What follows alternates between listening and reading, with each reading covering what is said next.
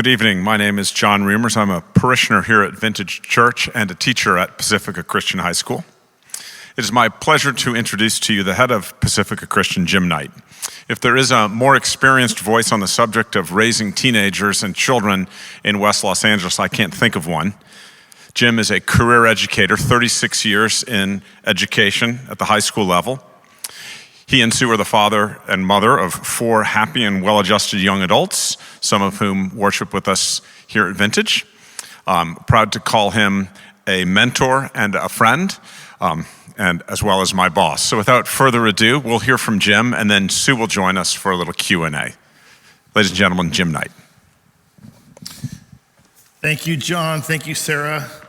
Thank you, Vintage, for having me this evening. And it's really a great place to be. I see the impact that Vintage is making on the west side of Los Angeles. I see it in the hearts and minds of the people that go to church here and the people that serve this community. It's such a privilege to be here and to be part of this work and to see what's happening. So let's talk parenting. Yes, 35 years in education, 36 years in education, 4 adult children. We'll talk about those in a second. And parenting is indeed a privilege. It is also indeed a battle, for sure. But I put it in the context of a good battle, a good thing to be battling with each other for our kids' sake. I want to talk, first of all, about kind of an overall arching thesis that we have seen over the years, my wife and I and others in West Los Angeles. And that is that the most well-adjusted teenagers, come into, let's say, 9th grade, fairly innocent. Their innocence is intact, it's been kept. And they move through high school to the time they graduate through seniors, and they're fairly independent. So there's move from innocence to independence. Not knowing a whole lot, being fairly unscarred when they enter in. And then by the time they're seniors, not scarred necessarily, but understanding how the world works, having a good understanding of what life is like, the bigger picture of life. And we find that the kids who are too independent in the 6th, 7th, and 8th grade have experienced too much of life, have been scarred, and those scars can be real damaging. We find that the students who have been kept too innocent, in other words, too isolated, too suffocated, too under their parents' thumb by the time they're seniors, when they go off to college, they fall apart because they don't know how to handle the world. So innocence to independence, and the key thing, the art form of parenting is having it be done at the proper rate. What does the spectrum of innocence to independence look like in the 9th grade, in the 10th grade, in the 11th grade, for that matter, in the 5th grade or the 4th grade, as they're growing up into adolescence? And so that's an art form we need to pay attention to. And sometimes we need to step on the brake, and sometimes we need to step on the gas. And there's parents all over the spectrum. So that's the thesis, overarching thesis of raising teens in this time of innocence to independence. Let me first, before we move on and talk about raising kids in Los Angeles, the 7 effective things that we need to think about to raise kids in Los Angeles. Let me share my resume with you. And it's my family. Sue and I have been married 35 years. High school sweethearts. We met in the gym at Culver City High School during a Sadie Hawkins dance where the girls asked the boys. I didn't get asked, but I went anyway, and we met. And 35 years later, we've been married 35 years. We have 4 wonderful children. 3 of them are adults. One's a senior in high school. Our daughter Ellie teaches biology at Fairfax High School. Our daughter Lindsay teaches biology at Fairfax High School in West Hollywood. She loves it. She's an educator following her parents' footsteps. Our son Ryan is in investment banking here in West Los Angeles. Our younger son Alex is in graduate school at UCLA studying leadership. He also plays volleyball at UCLA on the men's volleyball team. And I must brag, they won the national championship last year, which is exciting.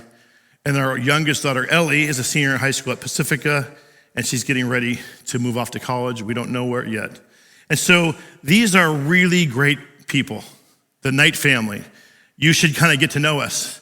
We have a lot going for us, and we have a strong resume. But let me share with you at the same time, this Knight family has a lot of flaws. We have a lot of sin. We have a lot of areas that need improvement. We have a lot of holes in our life. We're like other families, moving in a good direction, but broken, in need of God's help. And so in the Knight family, you have deep insecurities. You have self-control issues. You have perfectionism issues. You have just issue after issue after issue. You have a broken family that needs Christ. Yes, you should get to know us, but we're also broken. So I want to let you know that's kind of our resume. 35 years of marriage, over 50 years on the west side of Los Angeles, with good kids, good marriage, but people who are broken, people who need God's help. We're kind of a mess. I went to 9 different schools before high school, and it wasn't because my dad was in the military. It's because there was brokenness as part of who we are. So that's part of our context, and maybe that's part of your context as well. What I want to do first before we get to the 7 keys is talk about the context in Los Angeles and talk about this idea of Los Angeles being a bubble. Los Angeles is a bubble, and it's not the type of bubble that you think of when you think of a bubble. It's a secular bubble. It's a bubble that's not always hospitable to the gospel. It's saying different things to families and to kids and to people who live in Los Angeles. It's not a Christian bubble, it's a secular bubble. There is no Christian bubble in Los Angeles. And this secular bubble is talking to us all the time. It's challenging our thinking. It's not gospel-centered. It's a bubble of wealth. There's extreme wealth. Not that that's bad, but it is the context. It's a bubble of options. It's a bubble of materialism, of individualism, of sexualization, of sophistication, of elitism, intellectualism, education, brand and image. It's a center of influence. And our kids know this. They grow up in this water. They swim in this water of elitism, of wealth, of options, of strategic focus.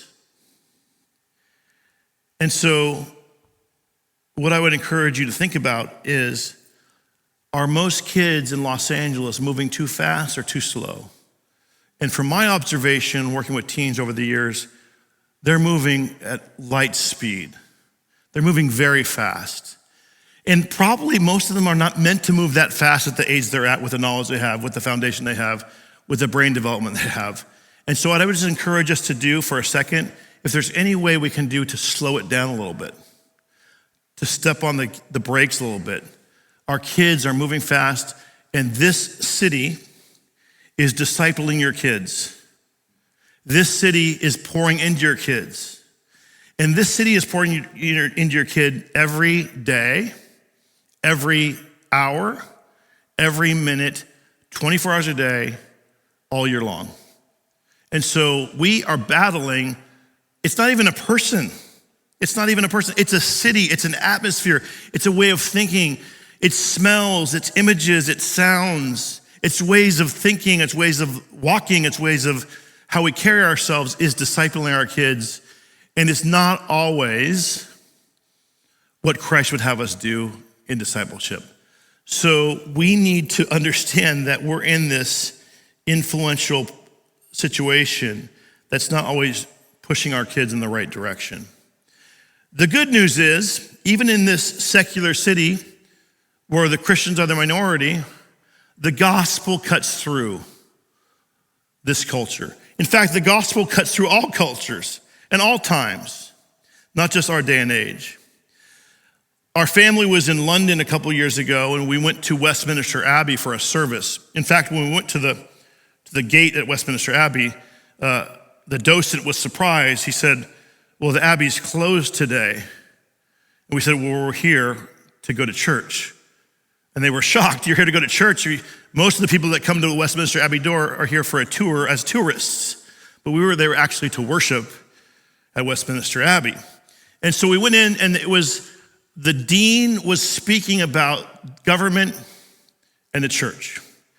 And he gave this sermon, and he said, back in 1648, it was pretty bad. You think today is bad in terms of secular society. in 1648 was bad. In 1648, if you disagreed about communion, you get your hand chopped off. If you disagreed about a certain theological position, you get your head cut off. It was bad in 1648. It was difficult in 1968 in our culture. It was difficult in 2001, and it's difficult today. All cultures and all times have had their difficulties, but the gospel cuts right through those times and right through those difficulties. When Jesus entered Jerusalem for the final week of his life on Palm Sunday, one of the first things he did was challenge the culture. He walked right into the temple and overturned the tables. He was truthful. He challenged the culture.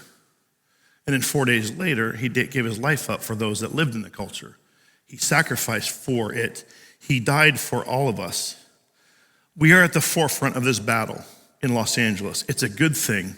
It's a good thing to live here and to be at the forefront of this battle, to challenge the culture, but then also to give our life and deny ourselves for this city, for these people, for our children. We will suffer living here, there's no doubt about it, as Christ suffered. There are easier places to live and to do life. We will suffer, but we will also shine. So that's some context of the Los Angeles bubble. You can raise your kids as Christians in Los Angeles. We've done it. It's been a battle, and we encourage you to think about it. Now that we set the table with this idea of innocence to independence at the proper rate, and the idea of Los Angeles being a secular bubble, let's talk about 7 keys to parenting in Los Angeles. 7 things, and we can get specific on like technology, specific on sex education, specific on drugs, specific on sleepovers. But for tonight, the idea is to give you 7 keys, big picture keys that might help you think about how you might parent. And if you want to drill down into sleepovers, into technology, into sex education and drug education, and all those things, we can certainly talk about those things. And my wife and I would be happy to take you to coffee and talk further about those things. But for now, the 7 key things. The first thing is your holiness matters. Your personal relationship with Christ is essential to strong parenting. Who you are in Christ, what God's doing in your life, what he's bringing to your life, how he's shaping and molding you makes a difference. Our kids are looking for authentic faith. They want to see that it works. They want to see that it's making a difference in your own life. If we're telling them that God is good and that God is real and that God is shaping and molding and God brings joy and peace and goodness and patience into our lives, they want to see that as a result. We're not saying they need to see perfection. Certainly they're not seeing perfection, but they want to see a work in progress, an authentic work in progress. So our personal holiness matters, and especially fathers. The faith of the father matters so much to the faith of the children. Fathers set an example, they make a difference, and it's a big deal to have fathers of strong faith.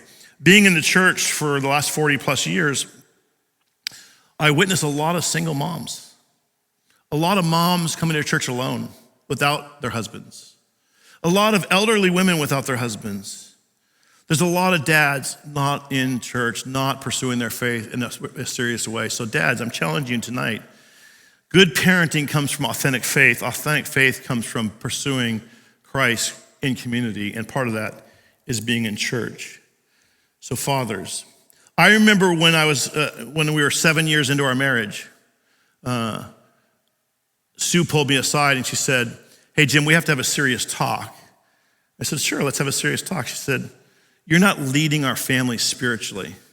You're a strong Christian. Your faith matters, but you're not actually leading our family seriously. In fact, we didn't even have kids yet. We were just married.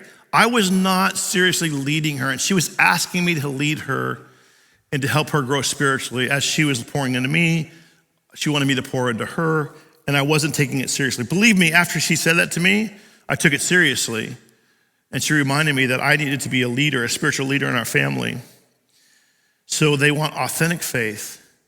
They want to see it out in front. They want to see it live in person in front of them. 1 year, as we had younger kids, I think Lindsay might have been 8, and that Ryan was 7, Alex was 5, and Ellie was like 1 year old. And it was one of those days where everything was going wrong. It was one of those days where you just don't have enough energy, you don't have enough, and your brokenness comes through.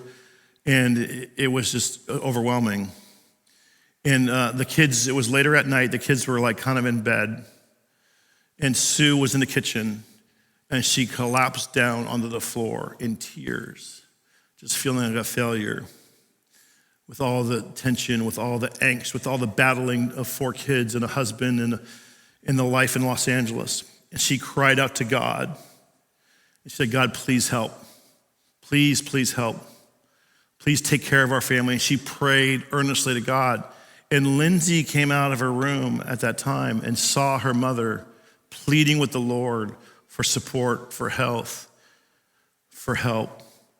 And it made a tremendous difference in Lindsay's spiritual upbringing. Just that one moment for her to see authentically her mother crying out to the Lord on her family's behalf, on her own behalf. And so authentic in ways of living out our faith, your holiness matters. It's really, really important that we're growing in our faith, whether it's you have kids who are 1, 3, and 5 in those years, whether you have kids 13 to 19, whether there's fighting and lack of sleep and kids staying in the room or not talking or talking nonsense.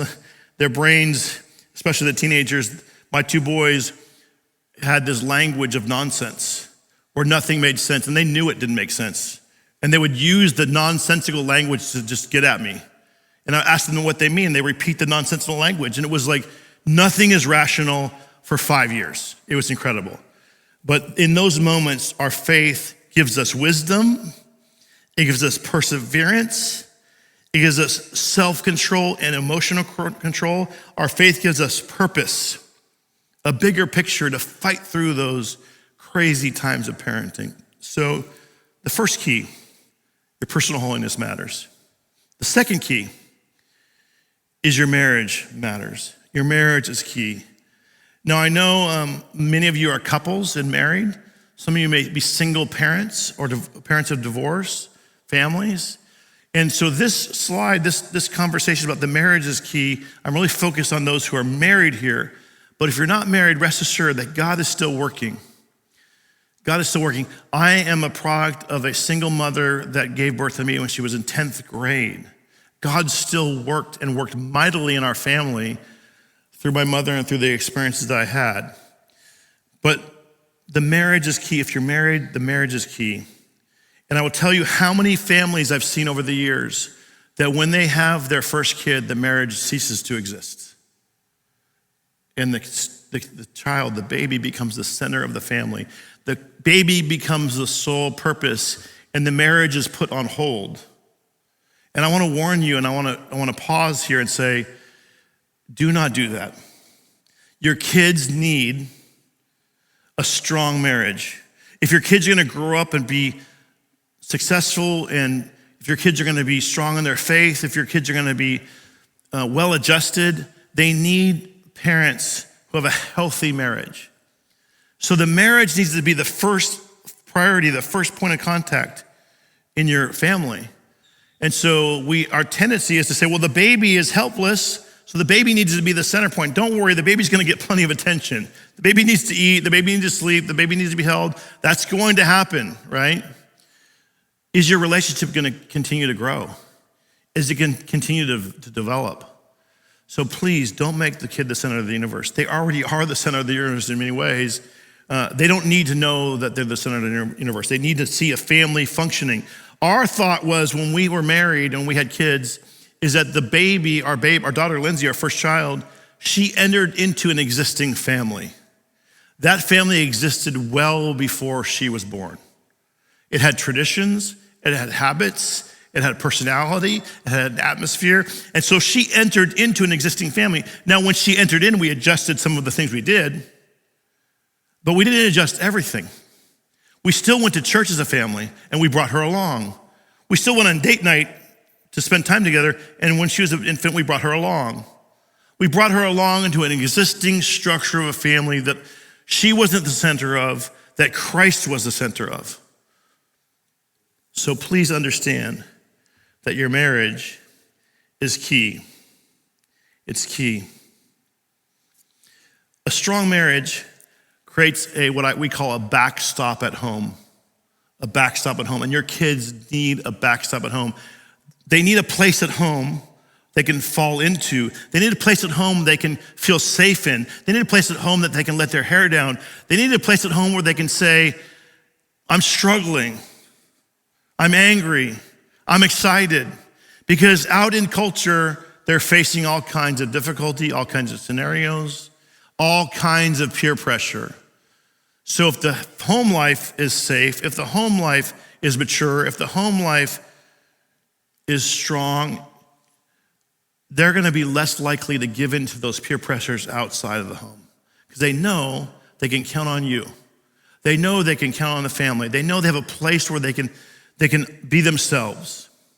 So I find that kids that give in to peer pressure, typically the home life, there's no real backstop there. There's no place they can go for relief. And so the pressure is so high, they give in to these temptations outside of the home.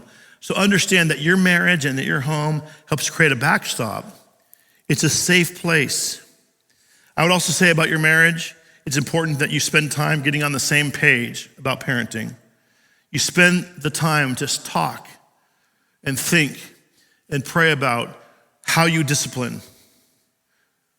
Your theory or thoughts about philosophy of education, what your kids' educational experience is gonna be in schooling, what your goals are there.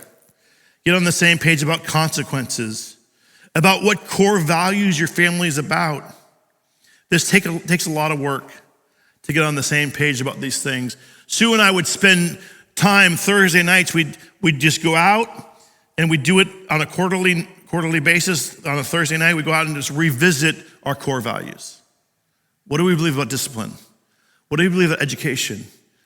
What do we believe about church and faith? What do we believe about these things? What do we want to pass down to our kids? And then we discussed not contradicting each other publicly in front of our kids, of being on the same page. These are important things. And finally, about the marriage, prayer is the glue to your marriage and your family. Praying together, praying consistently. And I know not everyone feels comfortable doing this, but prayer is the glue to your marriage and your family. The prayers offered make tremendous impact on a daily basis and in the long term. So I'd encourage you to understand that prayer is the glue. So your holiness matters, authentic faith. Your marriage matters, it's a central relationship. It builds a backstop at home. And then next, we want to talk a little bit about a third key, this idea of technology and the world at their fingertips in one of these little devices here that they have, 24/7 it seems like. I want to talk about technology. There is a 24/7 identity crisis going on with our kids. Let me put this in context.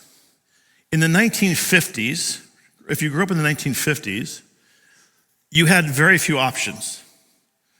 If your dad was a plumber, you might be a plumber. If your dad went to St. Timothy's, you went to St. Timothy's. If you did these traditions at Christmas and Easter, if your parents did those traditions, you probably did those traditions. The options were limited. That is a good and bad thing. The good thing about it is your identity was more fixed. It was given to you, it was handed down to you. The bad thing about that is if you were in a bad situation, you were fixed into it, there was some bad things happening in the 50s that you could not change. So good and bad, but the idea was identity was fixed. The cycle has flipped quite a bit now. Now our identity is not so much fixed. We have tremendous options and tremendous flexibility. We're likely gonna have multiple jobs. We're likely not gonna do what our parents did. We're not likely not to go to the church our parents went to. We're gonna be much different than our parents are these days. And so today, identity is flexible. And so kids are seeing this flexibility with our identity, that they can choose an identity and move in many different directions, that are not limited. That's a good thing that they're not limited, that they have options, there's freedom out there, but freedom also can paralyze. And you add technology into these options, there's 24/7 choices of who they're gonna be. Our students these days, I talk to them all the time, they're paralyzed by choices. They're paralyzed by too many options. They don't know what to do. It's creating anxiety. It's creating depression. It's creating fear. many of our kids want to be, and to be honest, want to be told what to do. They want to be given a path. They want someone to come alongside them and give them a vision for what might be possible. But the adults in their lives have backed off and said, hey, you do you do whatever you want. The world is at your fingertips, just go do you. And they're like saying to us, I don't know what that looks like. I don't know how to do me. I don't even know who I am. And you're just letting me go out there and do this. So this identity is flexible. They can change their avatar, change their screen name. They can change anything that they want about their identity, and they can do it all the time. Change their hair color, change everything about themselves, change their sexuality. They can change things moment after moment after moment. And that flexibility, 24/7 on the internet with the phone, is creating major, major problems of anxiety, of depression, of fear. And so it's important we understand what's going on. It also is giving them too much information way too fast. Technology, they have so much information, more information than their brains can really handle. And there's a pressure for especially older young adults like 18, 19, 20, there's a pressure for them to comment on every scenario that's existing in our society. This war in this country, this famine over here, this police issue here, this politician there. There's pressure for them to be up and comment on all these issues all the time. And so a lack of a comment can get you canceled. A lack of a comment can get you ridiculed. And so there's a pressure, information overload, too much information coming in, and they feel this pressure to comment all the time. And so what we can do in the face of all this, in face of this 24/7 identity cycle, and by the way, when I was in high school, my identity cycle was like 8 a.m. to 3 p.m.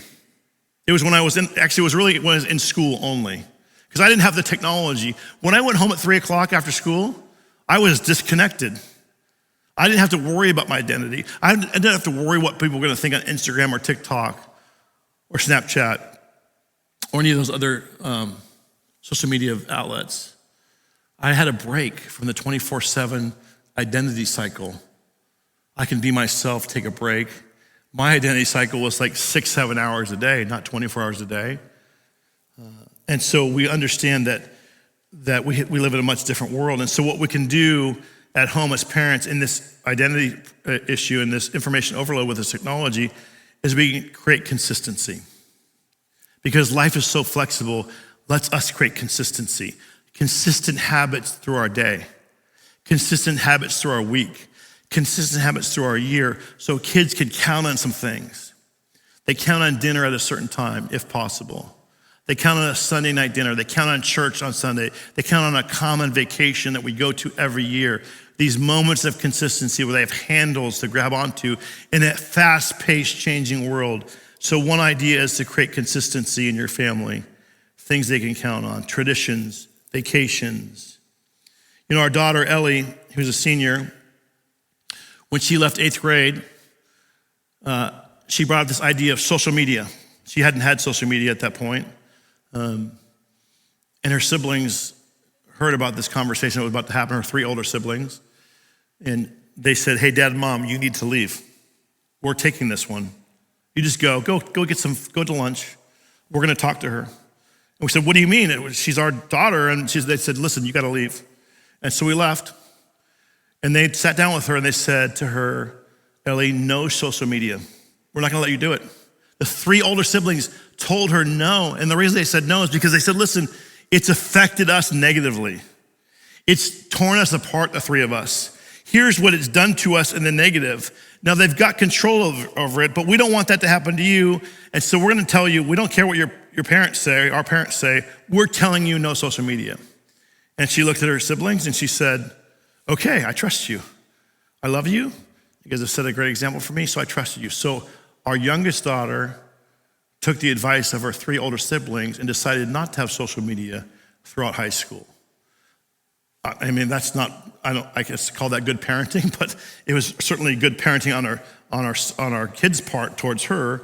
And so just understand there are ways to enter into this technological world and ideas that you can take to help them not be so flexible, not be so fast-paced, not be information overload, because it does create anxiety and fear in kids, and it ultimately can lead to depression and even suicide in some cases. So that's something to consider as what are we doing with technology.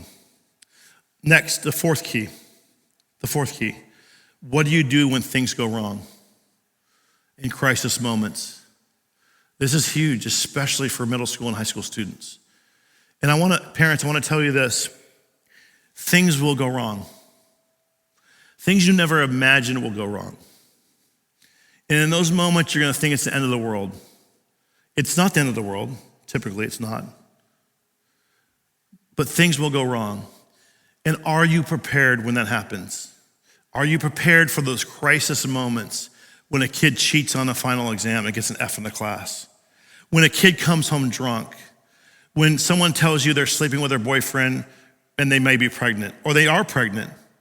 These moments, these big and small moments are going to happen in your kid's life, especially if you have more than one kid, they're gonna happen. Let's hope they don't happen, but they happen. In every family, they happen. And the question is, are you prepared for those moments? Because if you're prepared for those moments, that's when you make the big bucks as a parent, in those crisis moments. And I've seen it a million times where a kid has done something really, really bad, like not good.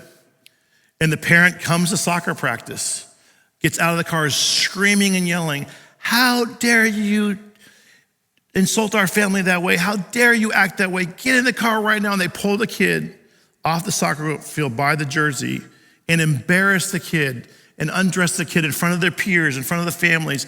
And the parent is so offended by the kid's behavior, they were not prepared for that moment. Because in those moments, let's be clear, our kids are doing things for the first time and they don't know what they're doing. They don't know what they're doing. They're trying things on, they're making mistakes, they're trying to figure things out. And when they try to figure things out, they're gonna fail sometimes. They're just gonna fail. And they're scared. They have this fear. They don't know what they're doing. They'll never tell you they don't know what they're doing. They'll never tell you they're afraid. They'll play it like they're not afraid, but deep down inside, they're afraid and they're scared and they don't know what they're doing. So in those moments where they've made a bad decision, when they didn't know what they were doing, they need you. They need you. And they need you in a big way. They need you to be present with them. They need you to be down there in the mess with them. And they need you just to let them be broken. They don't need someone yelling at them. They don't need a lecture. They don't need consequences. They just need someone that they know loves them, that they know demonstrates care for them. They need someone to put their arms around them and say, "I love you. I care about you." And let them feel safe, because they really are looking to you for the next step and for answers and how this will unfold. And then what you can do in those crisis moments and by the way, if you overreact and you lose self-control, because most parents in those moments lose self-control and they treat their kids really poorly. I've done it. What happens if you lose self-control in those important moments, the kid starts to close up and you start to lose them. They close up and they don't trust you and they become scared of you. They're scared of the world, now they're scared of you. They don't know where to go. And you're pushing them into the arms of other 16-year-olds. Let me say that again. If you lose emotional control, they begin to close up and they become afraid of you, and you're pushing them to other 16-year-olds. Do we think other 16-year-olds have much wisdom to offer them at all? Maybe a little bit, but not a lot. You have the most wisdom. You have the most love. You have the most experience to give them. So in those moments, you're trying to draw them into the relationship with you where they really trust and know you and need you. And I've seen it happen in our own family, where we give them a hug and say, "Listen, we'll talk about this tomorrow. We're gonna talk about it." And so the next day we get up and we talk about what happened. And we ask why this happened. And what were you thinking? What were you feeling? We talk about our feelings. We talk about it. And certainly we give consequences, firm consequences of those problems, because they need boundaries. Kids flourish with boundaries. Without boundaries, they feel lost. So they need boundaries, they need consequences, but they need them at the right time. And so if you do it that way, you tend to draw them in, and they tend to understand the consequences better. It's not always perfect. It can be rough, still rough, but you're drawing them into the relation with you. And so it's important that you understand that there's these crisis moments, that please expect surprises. Be prepared. If you have a child of 5 years old, be prepared at 12 for something to go south. Work on that now. Pray to God now that God will give you the strength and emotional control to be ready for that moment when it happens, because it will happen. It will happen. You also need to know in these crisis moments that the path is not linear. For most kids, the path is not linear. We have it all drawn up in our head. They're going to do this, and they're going to play piano, and they're going to get this grade, and they're going to, work on this team, be on this team, and they're going to go to this college, and they get this job, and they're going to have this kid and get married to this person. We have it all mapped out. And rarely does it go in a linear fashion like that. It does for some kids. That's rare. But for most kids, it's a circuitous route. It's nonlinear. They go left when you think they should go right, and you think the world's over. You think the world's over. I don't know if you're like me. I thought for sure there were moments where my kids were going to end up as criminals. There's just no way they're going to be able to navigate this world the way they're behaving. There's just no way. They're going to end up in jail. They didn't end up in jail. They ended up just going on a different route than I expected. And so understand the path is not linear. The other advice that we have that we've done in our family during these crisis moments, or also just in general, especially when you have older teenagers or even middle teenagers, when they would go out in the evenings with their friends, when they would come back home, we would call them in to sit on the edge of our bed. So maybe it's 11 o'clock, 11:30, 10:30. If they're older, maybe it's 12:30, 1 in the morning after a prom or a homecoming or whatever it would be. We'd have them come sit on the bed. They'd come in, sit on the bed, and we said, "How was your night?" And we got to check in with them for like 10 minutes, 5 to 10 minutes, and see how they were. And you can tell if there's an issue with substance or an issue with the night, checking in when they sit on the bed. You can tell what's going on. And there were a couple of occasions we knew that something had happened, and we got to chat about that in the morning. But most of the time, we had this wonderful conversation about their evening and what was going on. And certainly they didn't tell us everything. That never happens. But they tell us a bit of it, and we got this habit. And they got into this habit of sitting on the bed. And now that our kids are older, 27 is our oldest, when they're home for vacation and they go out with their friends, whether it's 2 in the morning, 3 in the morning, 12 at night, whatever night time it is, they come in the door. We don't even say anything. They just come sit on the bed. And we talk to them about what they did and how their night was. So that's just a small trick to kind of greet them when they come home with their friends, and you can kind of debrief them a little bit. So please expect surprises. Another key, the next key, is how do you communicate with your kids? How do you talk to them? And what we have found over the years in our own speech with our kids and in talking to parents and educators for a long time is that most parents talk to their kids as if the kid works for them. They're employees. We're the manager, they're the employee. We're the boss, they work for us. And so the pattern of speech is, do your homework, take out the trash, do you have a test tomorrow? Let's study for that. Go walk the dog. It's a list of to-dos for them when they come home from school. And so they get into this pattern of hearing us speak to them as workers. But the problem is they're not workers, they're kids. And they need to hear a different speech pattern. There's nothing wrong with telling your kid to do something. And in fact, oftentimes we're telling them to do stuff because they don't do it, right? They're not responsible, they're not following through.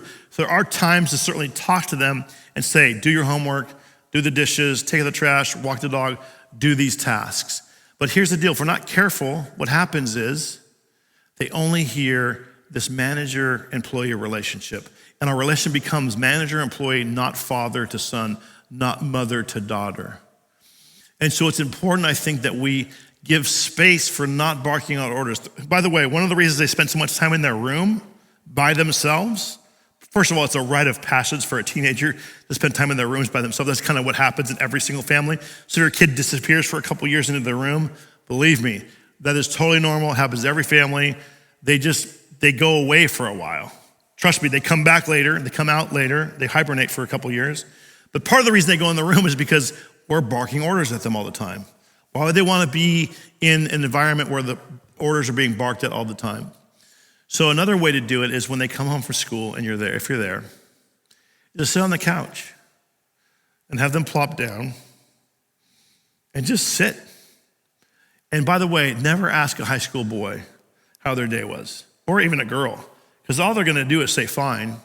They don't really have words to tell you how they're doing. They don't really have much to say about it. It's stressful for them to re-talk about a lot of it. So don't ask them how they're doing. Just sit and be with them and laugh with them. And if nothing's said, but you're not barking orders.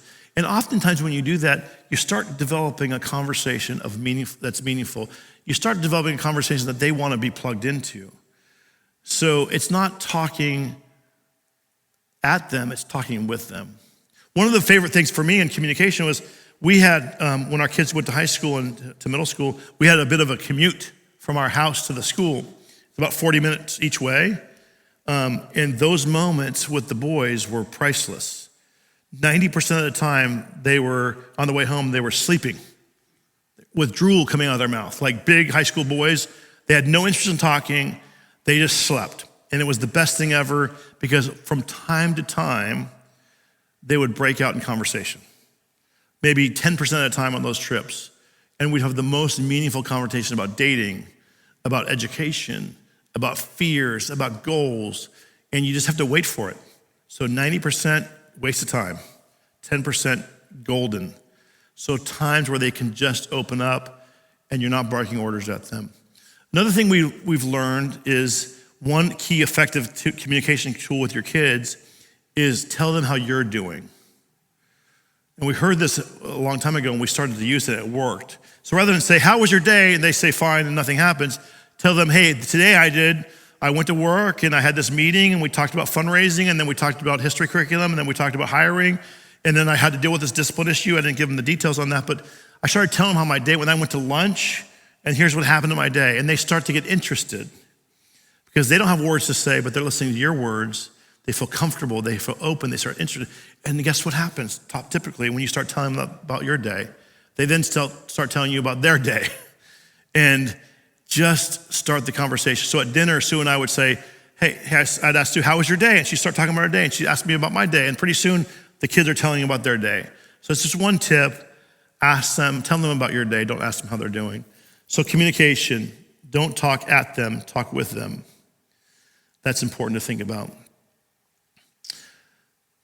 The next key, intentional discipleship. Intentional discipleship. And there's a couple keys here. What are you doing with your kids to show them Christ? And we talked about authentic faith already, showing them your authentic faith. But one of the keys is habits that are gonna give them inputs into the life of Christ. And one of our habits was church over the years. I've been a Christian for over 40 years, and we've developed the habit of going to church. It's not easy. And what I would say is that our family, before we had kids, was centered on going to church, and we just centered that on when our kids came in. That's just what we did as a family. And we told our kids this. So there's some things we're gonna do as a family that we just do as a family that we all do together. We don't ask questions, we just do. There's a common vacation we did every year. We just did it as a family. We went to church together as a family. There's some traditions at Easter, Thanksgiving, and Christmas that we did as a family. We put these traditions in, partly because I went to 9 different schools and moved around so much, I needed an anchor. So these things were anchors. But church was an anchor for our family, and it wasn't dependent on our feelings. We didn't care if the message was good or bad, or the singing was good, or we liked the person in the front row or the back row. This is our family, and perfect as it is, we weren't evaluating church. We were just saying, we need to be with God's people consistently, week after week. And that was really essential for us. And our kids got into that habit. This is what we do as a family. They got into the same rhythm. It doesn't matter if we like it or love it. They often liked it, they often didn't like it, but they went anyway. And if you stop going to church as a family, it's hard to reclaim that, it really is. If you're not going to church, if you stop going to church, you need to try to get back into that. Being with God's people is really key, but being together in church is really, really important. The second thing is we spent time actively teaching them about who Christ was. Not only about the life of Christ, the amazing life of Christ in the Bible. We taught them who Christ was. We also taught them about what Christ cared about and what Christ thought. We taught them about the mind of Christ, what Christ and God thinks about the human person, what God thinks about sin, what God thinks about being made in his image, what God thinks about his own character, what God thinks about eternity, what God thinks about truth and identity and love and virtue. We taught our kids what Christ thinks about these things, not only through stories in the Bible, but just through biblical truths that we see in society, what it means to love another person. What does it mean about our own nature? So we trafficked in God's economy, and we taught them over the years consistently about who God is. And more importantly, we backed it up with our life. We backed up what we taught them with our life. Not perfectly, again. My kids can tell you the long list of sins. And you would not want to listen to me after you heard those long lists of sins. And if I heard your long list of sins, I wouldn't want to listen to you either, so we're in the same boat, right? So we have problems, but we try to back it up with authentic faith. So that was important. The other key to intentional discipleship, one is being in church together. The other one is actively teaching about the life of Christ and about the biblical principles for flourishing and about what Christ thinks about. The other thing is serving in the church. Are we consumers of church, or is this our family? It's our family. And so our church is our family, and we serve in the church. And our kids see us serve, and they see us involved. They see us doing what family members do with family, doing dirty work, doing things around the church, serving the church, leading the church, being involved in the church, treating our church like a family, not like a consumer. And so that's another way we can intentionally disciple our kids, of serving with them in the church, having them see us serve in the church. And I would say that intentional discipleship takes many forms, but these are three areas: church, going to church, active teaching about God's story and God's economy, and serving the church. And I have a question for all of us in here. This might help us a little bit. What other kids are we pouring into that are not our own kids? What other kids are we pouring into that are not our own kids? Because if you're willing to pour into another kid that's not yours, you're probably going to be pouring into your own kid. You'll probably be pouring faith in life into your own kid. So Sue and I have gotten to the business of, with our family friends, of pouring into other kids that are not our own, that are connected. Now, obviously with permission from the family, right? But if you can mentor, disciple kids that are not your own, you're probably discipling your own kids as well. And so I'll tell you right now, we have like 6 really close family friends. I'll tell you about that in a second.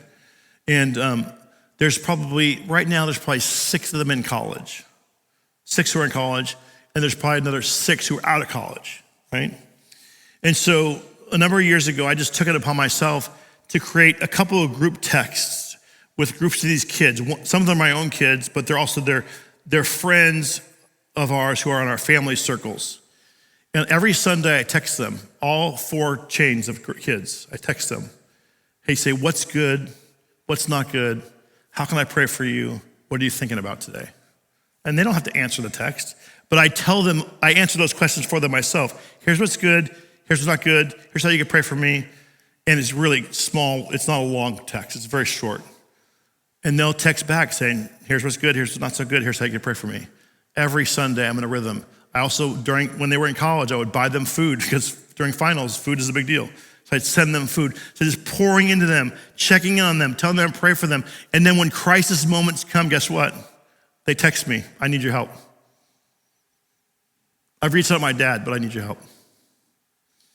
So if you're pouring into other kids, and I realize it takes a lot of time, we're very busy. Busyness is a problem. We need to clear some space so we can do what's important, rather what's urgent. And the final thing to talk about tonight is other quality adults in terms of keys to parenting in Los Angeles. You cannot do it alone. Let's be clear. The marriage is the center of the family, but you can't be an isolated family. You can't be a family that just does life by itself. You have to have other quality adults.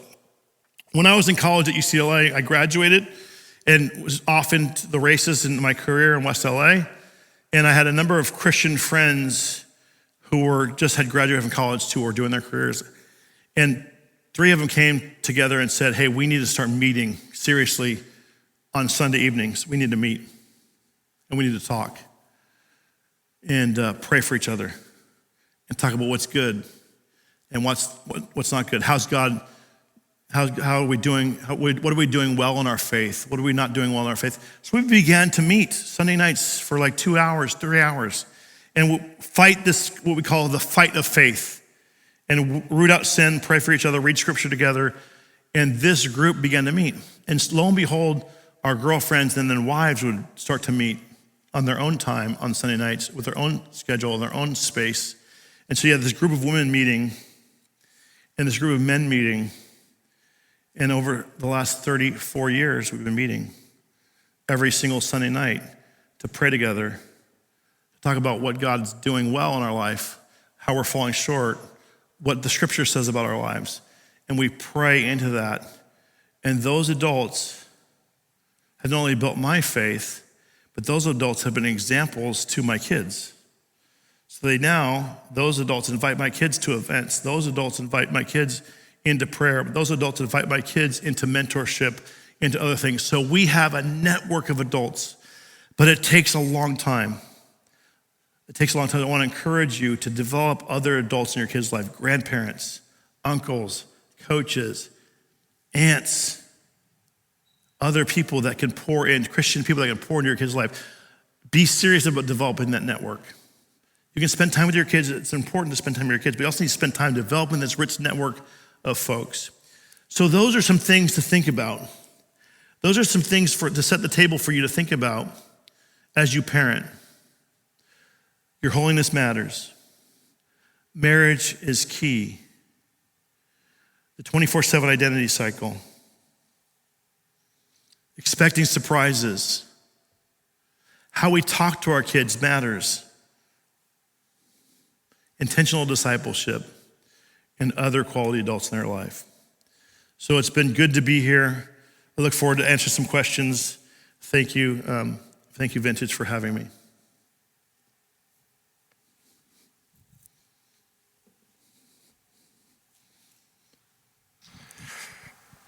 Thank you very much, Jim. Sure.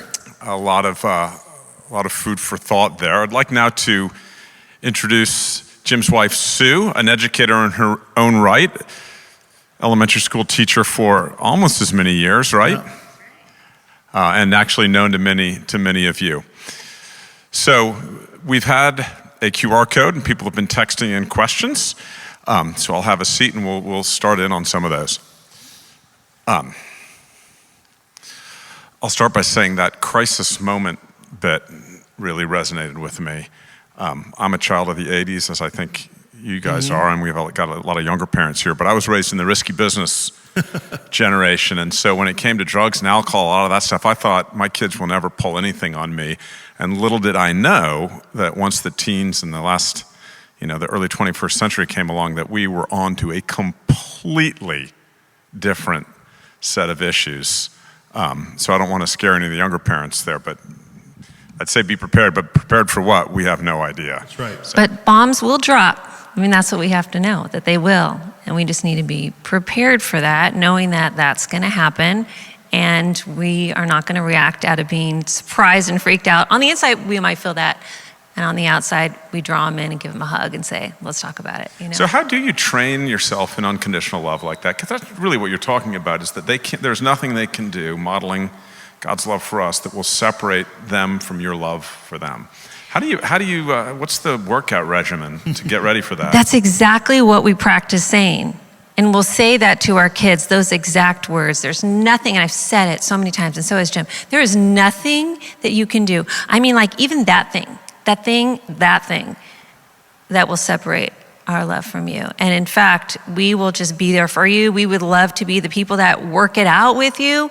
We don't want you to feel like you can't come to us. And I think that's the tricky part. Like, we want to build that trust with our kids so that they will come to us. And I think if we don't freak out, that builds that trust, right? And so they feel like, okay, mom and dad, I can come to you.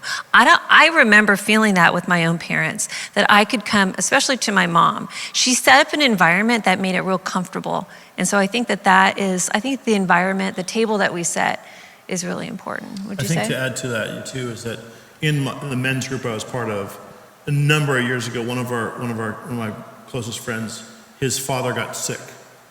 And he didn't know when his father was going to pass away. But he knew that moment was going to come at some point year, 2, 3 years, 4 years later. So he's like, I'm gonna prepare for that day. I wanna prepare, and I know it's gonna happen, he's sick. I wanna be prepared for the day that he passes. I wanna be spiritually prepared. So he did the legwork 2 years ahead of time, praying certain Psalms, praying certain things, reading certain scripture for that moment. I'm like, okay, you're praying for the difficult time ahead. And so preparing for that time, if it may not come for some families, and for some kids it doesn't come that much, but for other kids it really comes, right? So preparing for that and really developing that emotional self-control for me, like I do not want to lose self-control emotionally when my kids fall apart. I don't want to fall apart. So I just prepared for that, reading scripture and those type of things. And also I think, when they come to us with that hard thing, I mean, I get gripped with fear, right? So I think fear is something that, as parents, even if you're pregnant, you're not yet, don't have a baby in your arms yet, there's fear. Like there's just fear about how they're gonna turn out and what's gonna happen, and I'm just not sure, and that's just a real thing. And so to combat that fear with like the truth that we are their parents, and we've been told that we need to pour into them and disciple them in the way that they should go. But ultimately, we need to rest in the fact that they are God's. They are children of God, and I'm not ultimately responsible for how they turn out. I give that responsibility over to God. And that God cares about them more than we even care about them. Yeah. So in those real tough times, when Jim talks about like, wow, the road's not straight, it's going way off in this direction, we can go, deep breath. I'm not going to freak out here. We do a little bit internally, but we you know what I'm saying. We're trying to combat that. And we say, okay, they're going over here. I feel so nervous about that, but I have trained myself to know that they are God's and that he is ultimately in charge. And that like left turn there is ultimately for their good, because God's after their good. And so I think that's how we can just kind of take a deep breath in all the craziness when things start to go wrong. I think God's in control. Jesus take the wheel.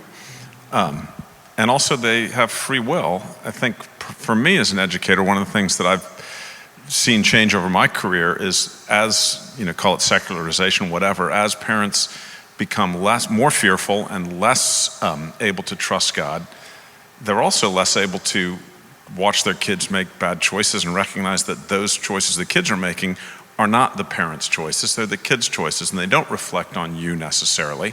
And so you can avoid over-identification with your kids' failures and your kids' successes. I remember when somebody told me that. That was a big relief, right? Yeah, I think that thinking about it, I think we have a lot of parents that over-identify with the successes too, which, robs that joy from the kid. All right, so from the really philosophical to the much more, I don't want to call it mundane because it's a big deal, but Jim, you mentioned sleepovers, and that touched a nerve. We've got a bunch of questions here. What about sleepovers? And let's start, maybe with age appropriateness, because I think we've got a lot of younger parents. So what did you guys, and maybe more broadly, what about the vetting of friendships? Yeah, that's great. I would say that sleepovers are less of a concern with the younger kids. It's when they get a little bit older, it becomes could become a big issue. And I said, like grades, 3, 4, 5, 6, 3, 4, 5, maybe kindergarten through 4th or 5th grade, it tends to be more mundane, pretty, if you know the family, you're gonna get certain things, and it's gonna be probably pretty fun and pretty safe. Our kids didn't always want to sleep over. They wanted to sleep over to a certain hour and then come home, but sometimes they wanted to sleep over. It's when they get older and get access to other things, more adult things, and if they have technology too. If you have a 7th grader that's sleeping over with a group of boys that are, 12, 13 years old with technology, like I'd be really careful with that. I would let my kids sleep over at my best friend's house or some of my closest friend's house if they're a little older, but certainly not families I didn't know very well, because I didn't know what technology they have, how late they would they even be at their place, But when they're 3rd grade, we know they're gonna be there. We know they're probably gonna go to bed at a certain hour, maybe later than when they would at home. But when they get 14, 15, 16, all bets are off, I think. So bigger kids, bigger problems. Bigger kids, bigger problems. If my older kids were sleeping over at my closest friend's inner circle's kid's house, I could trust that they had the same values I did. I've seen it before. I had one of my boys slept over at a house of a family I thought I knew. and bad stuff started to happen. And I'm like, wait a minute, I trusted that family to be on it, and they had different, it turns out they weren't on the same page. I thought they were. They weren't on the same page, and they were like, what's wrong with that? And I was like, well, here's what's wrong with that. And so as the older they get, I think if you know the family super well, but yeah, kids are experimenting stuff, especially when they get into their teens. And, I would just be wary of sleepovers as they get older. That's just my take. And then you asked the question about the vetting of friends. And I think that on one level, we want our kids to have friends with all kinds of different kids. And if they go, to school, then they will have friends with a whole variety of people. And that's good for them, right? We don't want them to just have a certain kind of friend. But we do want to impress upon them, as we impress upon ourselves, the importance of having trusted friends that are going to encourage them to be their best, and they are going to be able to encourage. And so I think that that's really important, that as we try to find our people, and that's so important as parents, that we find our people to kind of like link arms with and say, hey, we're going to do this parenting thing together, that we help our children to link arms with other like-minded friends. And so we can encourage them. Usually when they're little, it's easier because they'll be at church, and you guys have a wonderful ministry to families, and it's easier at that younger age to link arms with other families and foster the relationships between your kids and their kids. And then later on, you kind of we will train our kids to find those types of kids as they go into high school. That becomes so important, right? Who they hang out with in high school becomes really important. So you got the broad, friendships, but then you have like those trusted friends that you want to encourage your kids to have. And we model that because we have great friends, and they see us getting together with them every Sunday night and encouraging each other in our faith. And we want to pass that on to our kids too. I think to add briefly to that is that it's okay to have two sets of friends. Yeah. So our kids have friends in the school system and other friends that may have different values and are going in a different direction. So they can be friends with them. They can be connected with them, they can be traveling with them, but they also have a core group of other set of friends that are going down the same road they are. So if they just have one group of friends that's traveling in a different direction that they really want to go, that's a little more dangerous. But if they have a separate set of core friends, so our kids have a separate set of core friends who are traveling in the same direction, and they have this other group that they maybe spend time with at school or so. So trying to develop both those, that your people, like you talked about, that allows you then to be out there in the community and having friends from all different sets of different values maybe, but you have a backstop of this other friend group, right? These two kids are going to go with you to the party and hold you accountable. You can be in the world but not out of the world because you have these two close buddies. You're 17. They're going to look after you and say, here's what we're agreeing to do tonight. And so you're not just alone at this party, let's say, So.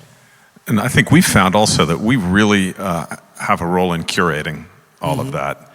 And actually, particularly when they're young, I mean, you get to choose a lot of their primary relationships. Our oldest continues to be very close to a young man who she first became good friends with. They were at different schools, but we were in a community group together. And the kids would hang out and the parents would hang out. And that relationship is now, 8 or so, 9, maybe even years old. But we engineered that, not as consciously as I'm making it sound, but we actually sought out the community group because we wanted our kids to have those kinds of relationships. So I love that. All right, Jim, at some point you said there are times to put your foot on the gas and there are times to put your foot on the brake. And someone wanted to know what you meant. Yeah, so that's a great question. I think that the point is, just by living in West Los Angeles, they're already moving really fast. They're seeing things that kids don't see in other places. They're doing things that other kids don't do in other places. They are very sophisticated, very strategic. They have access to options, right? And I think that sometimes too much access can be too soon, can be not good for them, depending on who they are. Every kid's a little bit different. So I think sometimes limiting things a little bit, keeping things a little smaller, not as many choices, not as many options, not as much money, not as much free time, so like just dial it back a little bit, because the kids in other parts of the country have it slower, right? And I think somehow their development is a little more, it's a little more mature for them. It's healthier. Healthier, thank you. Healthier for them. So I think that moving too fast is a little unhealthy. So just limit the choices a little bit, limit the freedom a little bit, limit the funds a little bit, because we live in a wealthy society. Our kids don't need to have as much money as some parents give them. Not all families have access to that kind of money, but just boiling it, paring it down a little bit. Would you add to that? I'm just cracking up because I'm just thinking of, I'm a teacher in a school, I'm a third grade teacher, and I see it all the time, just at the third grade level, where parents are so intense. And they're so intense about what I perceive to be the small things, because it means, well, if they don't get that grade, then this leads to that. And they're already like 10 steps ahead.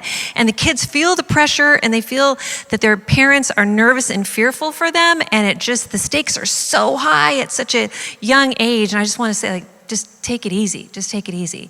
It's going to be okay. And so I think just the intensity level at such a young age is hard on a kid, because there's such high expectations at such a young age.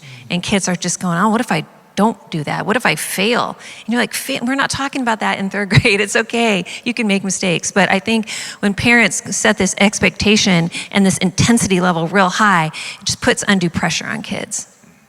Yeah, that's good. It's very fast-paced, and the intensity level of the parents. That's a good way to put it.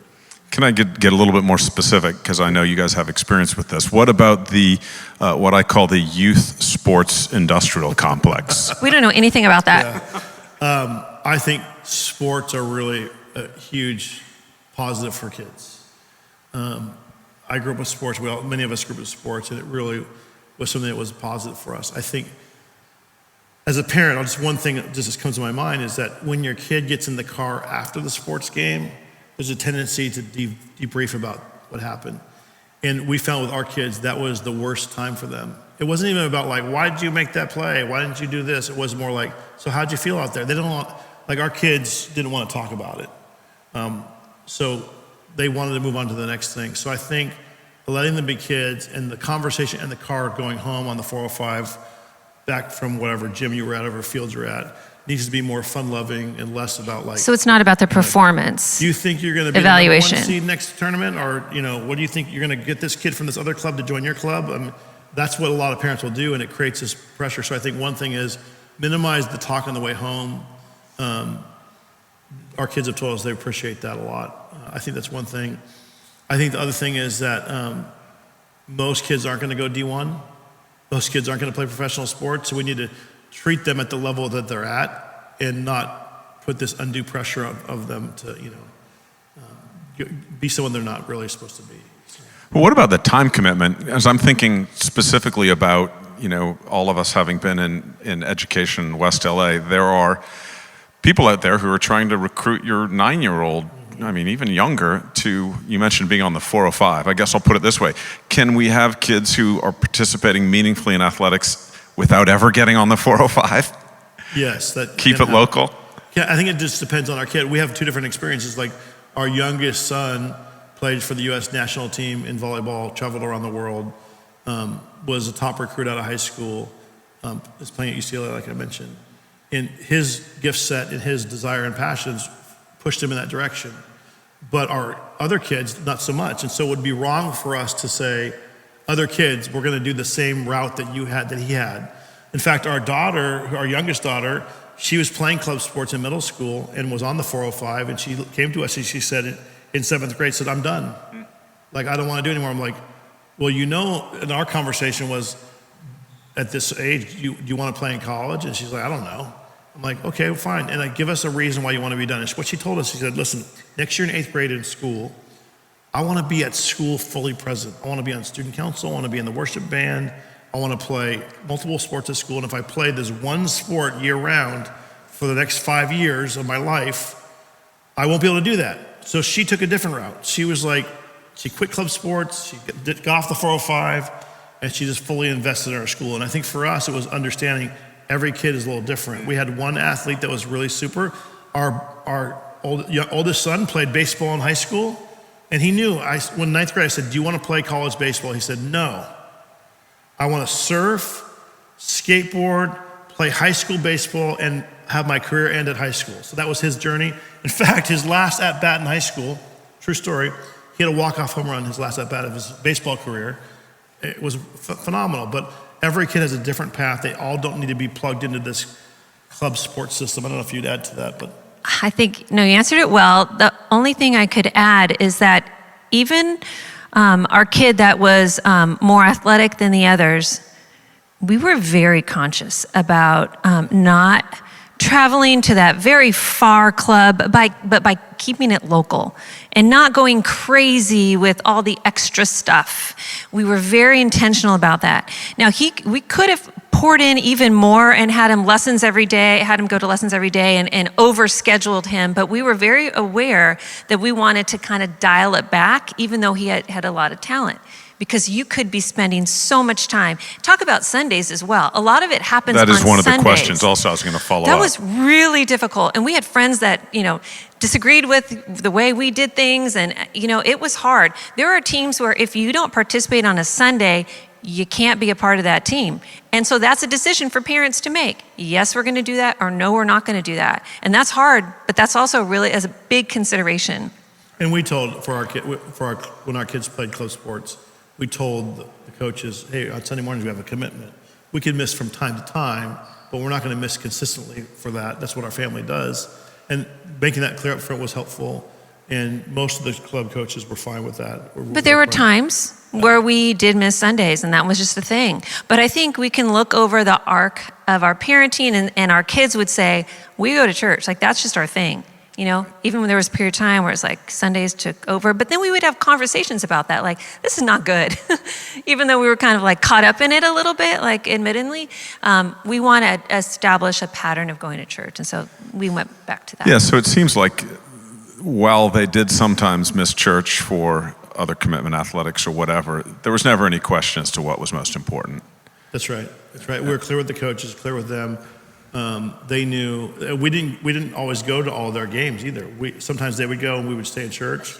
But overall, it was clear that church was the commitment, and that they found teams that would understand that and would make adjustments for that and that sort of thing. But I think going back to the sports issue, it depends. Every kid's different, and try to fit one kid into a club sports program that's not right for them is probably not the right way to go. Let's figure out who they are. Right. Well, we are running short on time. I think people have had a wonderful and long evening. I think that the last question, we've sort of touched on it with the sports question. You mentioned a dramatic example in Sue's life where Lindsay saw her crying out to the Lord. But when you say making your faith public to your family, I think that telling the kids Sundays are church, not sports, except occasionally, prayer. What else? Can you offer anything else to the folks out here who, Jim, might feel a little bit like you felt before that, being confronted by Sue? What does it look like to be not just in church on Sundays, but actually be public with your faith in front of your family? That's a great question. I would say I err on the side of being authentic. I think that's kind of my nature, is just sharing a little bit too much with them. So I was pretty open about asking for forgiveness if I made a mistake, very clear about my weaknesses. So I think that was on display. Just the sin side of my faith was on display. And then sharing my story with them about how I became a Christian, my testimony. My testimony is a big part of kind of what God's done in my life. Post what God did before I was a Christian, all these next 40 years since that time has been a big part of my story. And so my kids know that well. They know the fact that my life and her life coming together was God's kind of doing. So they know the story, they know the brokenness, they know the habits, they see the habits. We participate with them in the habits, but we want them to know it's not just a habit. These are actually life-giving things that we do, reading scripture together, praying together, going to church together, going to family camp together, these important things. And one other thing that we do together is that we have been very intentional about hosting people in our house. So hospitality is a big thing in our family. Jim and I, we love to have people over. We do so often. And we have, I think that's been modeled very clearly with our kids. And it's fun to see now that they're adults, how they're starting to do the same. Inviting people in, inviting people to this church. In fact, some of our kids go to this church and they're inviting people to Alpha. It's just so fun to see kind of the hospitality thing kind of take off on our kids' lives. That's fun. Well, terrific. I look forward to an invitation. But in the meantime, watch this segue. May I invite to the stage my lovely wife, who is going to say something, words of conclusion and dismissal. So before I do, Jim and Sue, thank you You're welcome. again Thank you so for much. having us. Yeah. You guys, thank you so much. And thank you, John, for moderating. And thank to all of our listeners and all who are here with us for this occasion of this conversation with Jim Knight. I want to once again just point you to our new parent resource page. For some of you who've been around, again, it's maybe some familiar things, but there's actually quite a few new things up on that page because, again, that is just one of the core goals of this ministry. We don't need to reinvent the wheel, but what we can do is curate all the really excellent resources that there are out there to help us all in the discipleship and the formation of our kids. So it's hosting conversations like this. It's pointing you to books. These guys mentioned a family camp that they've done as a family. Our new parent page has camps for kids, camps for families, the very one that they have been going to for how long now? Almost 20 years now. Probably. Amazing, amazing. So please check that out.